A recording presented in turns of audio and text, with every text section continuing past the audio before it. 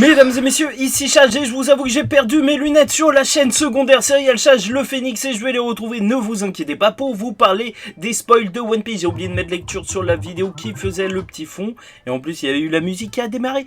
Tout est raté pour ce départ de vidéo, mais ce n'est pas grave puisqu'on a eu les spoils du chapitre de One Piece qui vont faire énormément de bruit parce que Rio Sensei devra s'expliquer. Donc voilà, on va le lire. Donc, le chapitre s'appelle Un nouvel empereur, avec en couverture César qui demande aux Germains de l'accompagner. Enfin, là, ça pourrait être super intéressant, mais on y reviendra en détail dans la review, parce que César plus Germain, en termes de scientifique, même les armes qu'ils peuvent créer, ça va être super important dans la suite de One Piece. Toutes les nouvelles récompenses de l'équipage des chapeaux de paille sont révélées. Certaines d'entre elles sont... Zoro 1 milliard 100 millions de berry, Jinbei 1 milliard 100 millions aussi, enfin pas 100 millions et 1 comme Zoro, donc il est au-dessus de Sanji, même si Sanji il a 1 milliard 32 millions, ce qui franchement, ça il faudrait que je revienne dessus un jour, mais pour moi en vrai c'est pas la force qui fait de Sanji le bras gauche, l'aile gauche du roi des pirates. Moi je m'en fous, hein, tu vois, dans l'absolu, même si je pense pas forcément que ce soit le cas, ça ne me dérangerait pas que Jinbei soit plus fort que Sanji. Je dis pas qu'il est plus fort, mais je vous dis juste que même en soi ça me dérangerait pas, parce que Sanji, ça restera toujours le bras gauche de Luffy. Bon, Chopper Milberry, là, c'était l'augmentation qu'on attendait, ça fait plaisir pour tout le monde. Baggy n'est pas le véritable chef du Cross Guild, il est l'un des nouveaux empereurs en raison d'une erreur commise par la marine parce qu'il était au milieu de l'affiche apparemment, et en fait c'était plus Crocodile qui avait lancé l'initiative. Donc voilà, c'est assez cool de voir quand même que un des premiers réels antagonistes de One Piece, allez, on va dire aussi avec Arlong, bah, il est devenu un Yonko, au même titre que Luffy. Ça, je trouve ça énorme. Crocodile, je pense que tout le monde l'aime bien. Hein. Non, c'est un bon vieux crocodile. Hein. Et donc, Mihawk était connu dans le passé sous le nom de chasseur de marine. Oh là là! Excellent! Excellent! Surtout que maintenant, il y a des primes sur les marines. Ça, c'est énorme, les gars. Et donc, d'autres primes seront révélées. Mihawk, 3 milliards 500 millions 90. Enfin, 590 millions de berry. C'est énorme. Baggy, 3 milliards 189 millions. Crocodile, 1 milliard 965 millions. Et ça, c'est ouf. En fait. Déjà, ça veut dire que même un second équipage pour les marines, il peut être supérieur en termes de primes que le capitaine. Ça c'est assez gros, et comme quoi en fait c'est vraiment à considérer autrement. En fait c'est pas vraiment un équipage, c'est vraiment juste plus une sorte de regroupement qu'autre chose, je pense. Et franchement là, la prime de Mihawk, voilà. Que dire, ça en dit long sur sa puissance. Bien entendu, en fait, il y a plusieurs éléments à prendre en compte. Normalement, sa prime, elle s'est arrêtée au bout d'un moment.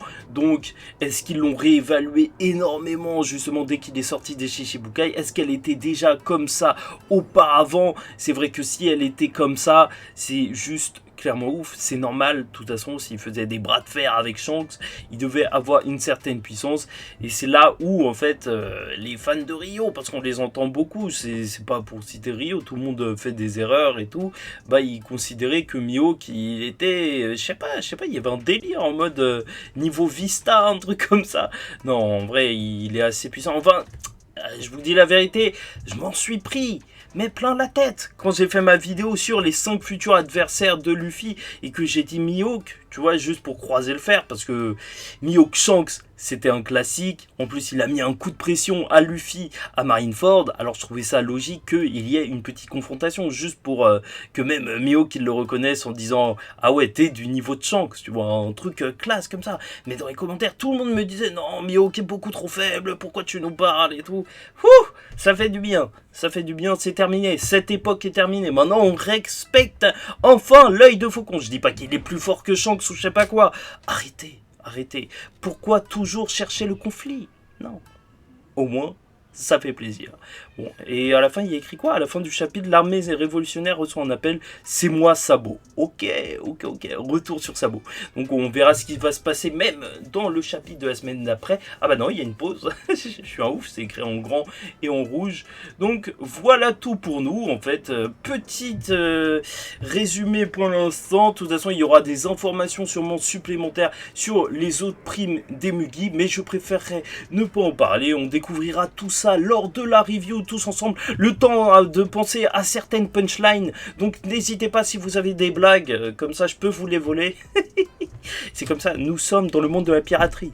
C'est simple, je suis désolé, ça marche comme ça.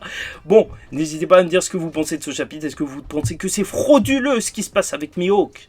Est-ce que c'est une honte pour vous de le voir aussi fort? L'homme qui a été comparé à Vista.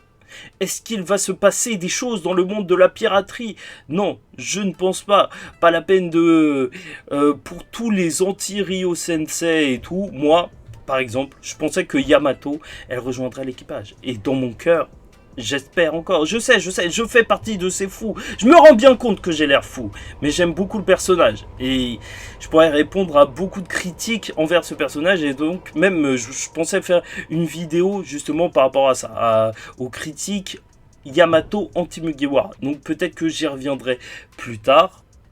Voilà, tout simplement. Maintenant que j'ai perdu, alors je veux quand même dire que il y avait un certain sens au Yamato Mugiwara.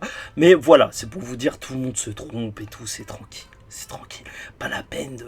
Oh, ça va. Bon, bref, j'espère que vous avez apprécié la vidéo. N'hésitez pas à liker ou disliker la vidéo.